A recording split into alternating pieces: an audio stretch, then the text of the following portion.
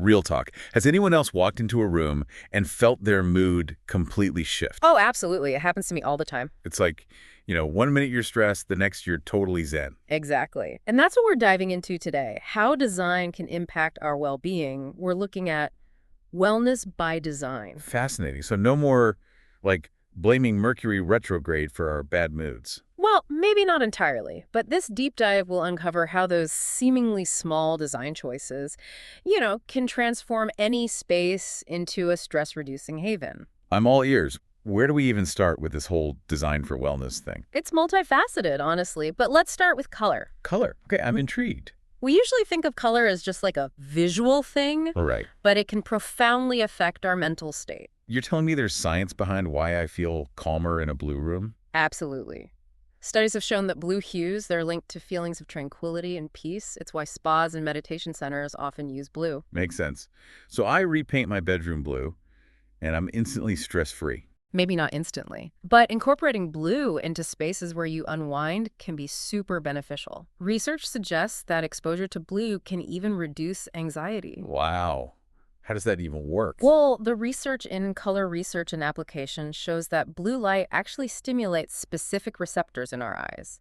And these receptors, they signal relaxation to the brain. So it's like a visual chill pill. I could say that. Are there any colors we should maybe steer clear of if we're going for a zen vibe? Good question. While bright colors can be energizing, some, like red, they might actually amp up stress and agitation in certain situations. Red. Think about it. Red is used for warning signs, stoplights, right? That's true. It's associated with high alert. I never thought about it that way. Yeah, it's pretty interesting. So blue for calm, maybe some green for energy and growth. Green is often associated with nature and renewal. Okay, so we've got our color palettes sorted. What's next on our design checklist? How about we tap into our inner nature lover with biophilic design? Biophilic design. Sounds fancy. It's simpler than it sounds. Have you noticed how much more relaxed you feel surrounded by nature? Totally. Like even just walking in the park changes my whole mood. It's not just you. Humans have this innate connection to nature.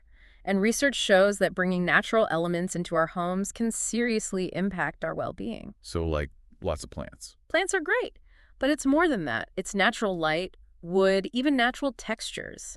Think about the feeling of walking barefoot on a wooden floor or touching a smooth stone countertop. I get it. Bringing the outdoors in. Exactly. And natural light is a major mood I booster. wish my apartment got more natural light. I hear you, but there are ways to work around that. Really? How? You can try full spectrum light bulbs. They mimic natural daylight, which can even help regulate your sleep cycles. Interesting. I might need to invest in some of those. So, Yeah. calming colors, a touch of nature. What else can we do to create a stress-free space? This next one might raise some eyebrows, especially with, the whole more is more trend these days. Okay, I'm on the edge of my seat. Let's talk about minimalism. Minimalism. As in less stuff. Exactly. Think about how overwhelmed you feel in a cluttered room. It's like your brain's trying to process all that visual information all the time. Okay, that's totally me when my desk is a mess. Research even suggests that people surrounded by clutter have higher cortisol levels, the stress hormone. Oh, so it's not just me being dramatic. Nope. Clutter can legit stress us out.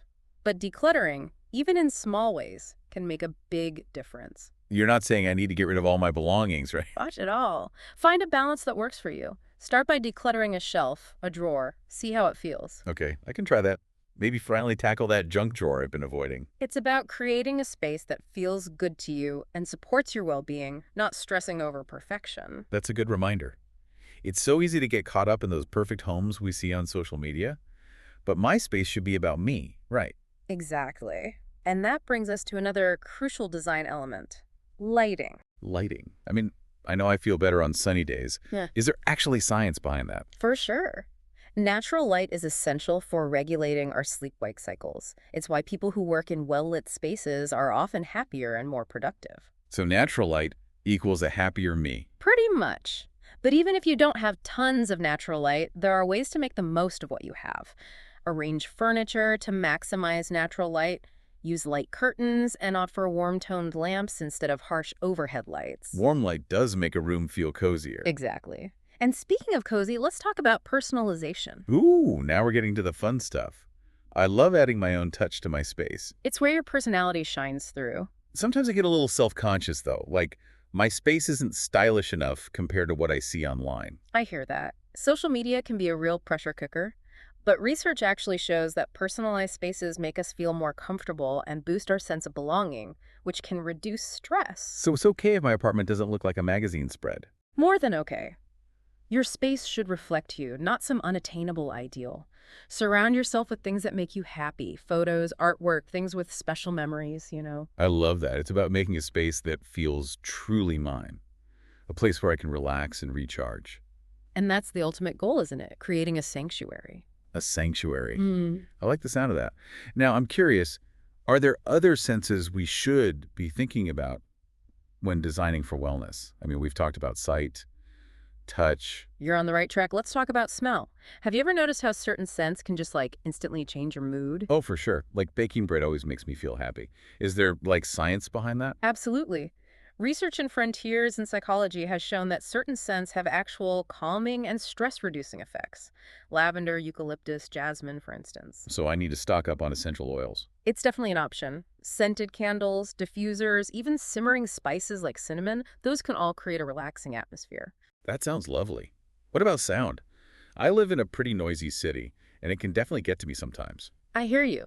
Noise pollution is real, but just like with scent, we can be intentional about the sounds we introduce into our homes. So like noise-canceling headphones 24/7. Not necessarily. Think nature sounds, soothing music, even a white noise machine. Things that help create a calming auditory environment. Makes sense. Like creating a sonic sanctuary. This is also fascinating. I'm already looking at my apartment in a whole new light. Literally. That's great to hear. Remember, even small changes can have a big impact, and there's no right or wrong way to do it. It's all about what works for you. I love that.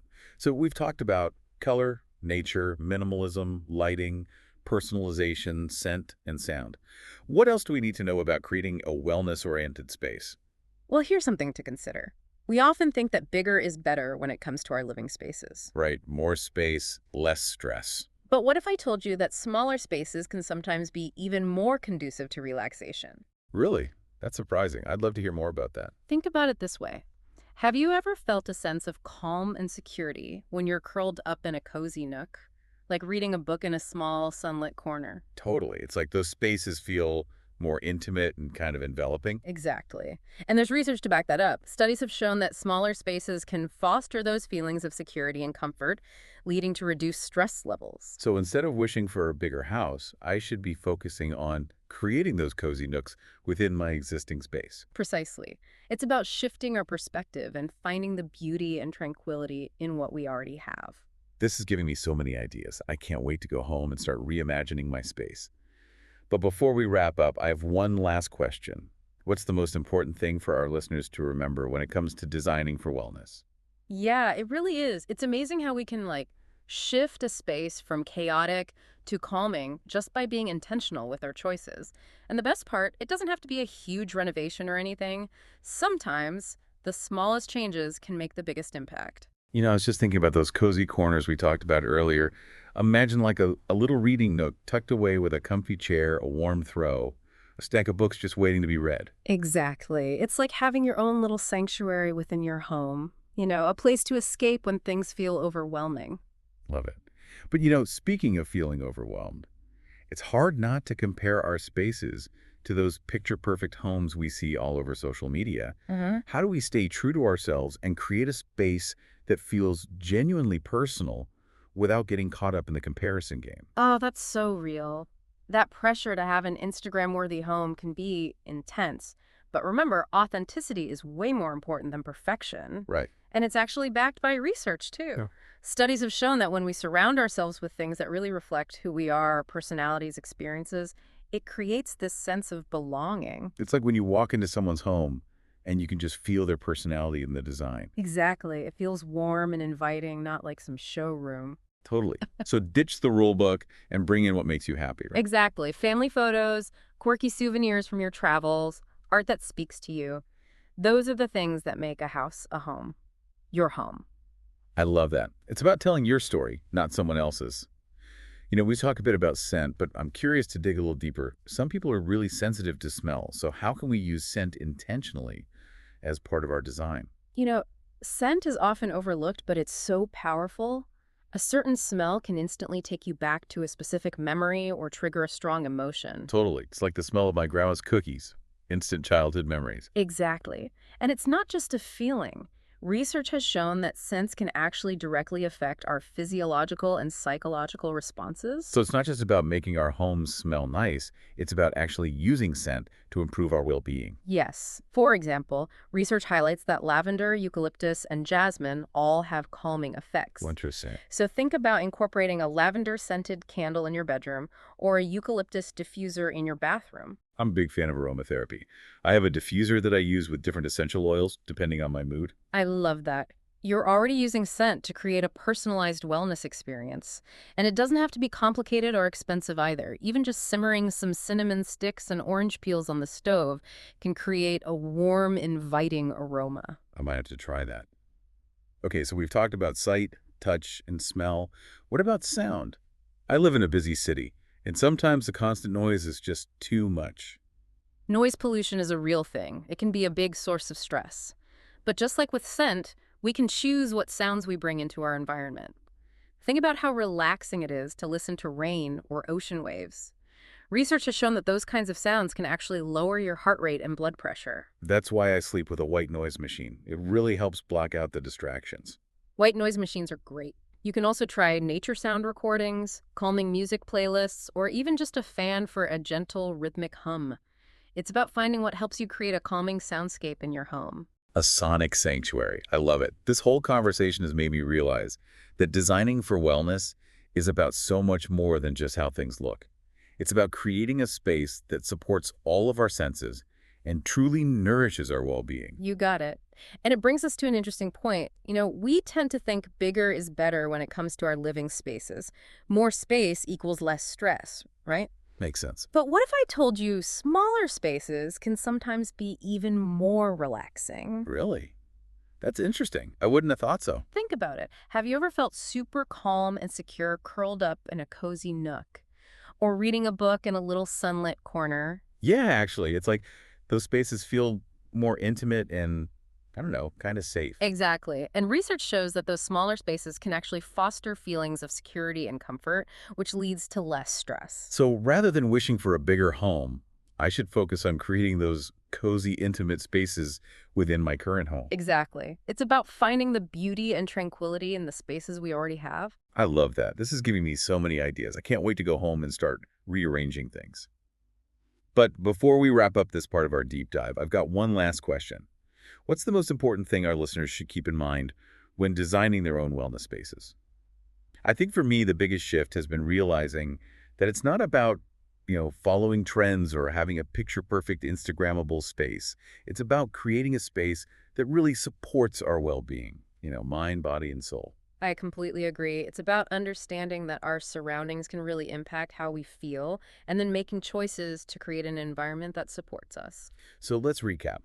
What are the key takeaways? What should our listeners remember when they're designing their own little wellness sanctuaries? First, think about color. We talked about how blues and greens can evoke a sense of calm. So think about those colors for spaces where you want to relax. And don't forget nature. Even little things like houseplants or a bowl of stones can bring a sense of peace. Absolutely. And on that note, decluttering can make a huge difference. Clutter can really add to stress and anxiety. It's like our physical space reflects our mental space, right? Exactly. Even starting small, like cleaning out a drawer, can make you feel lighter. It's amazing how much those little things can impact us. And speaking of small spaces, I love the idea of embracing those cozy nooks in our homes, like little pockets of peace. Those small spaces are perfect for personalization, too. Fill them with things that bring you joy and tell your story. Photos, artwork, special mementos. Let your personality shine through. It's all about making it your own, not trying to copy something you saw online. And speaking of personalizing, we can't forget about our senses. Scent and sound are so important. Experiment with scents like lavender or eucalyptus, maybe a diffuser or some candles. And for sound, try a white noise machine, nature sounds, calming music, whatever creates that tranquil atmosphere. This has been so insightful. I feel like I have a whole new set of tools for creating a truly peaceful and supportive space. It's been a pleasure exploring this with you. Remember, it's a journey. Be patient with yourself, have fun with it, and create a space that nourishes your soul. That's a great reminder. Thanks for joining us on this deep dive into the world of wellness design. We hope you're feeling inspired to create a space that truly reflects and supports you. And remember, your home is your sanctuary. Make it a haven where you can recharge, find peace, and just be yourself.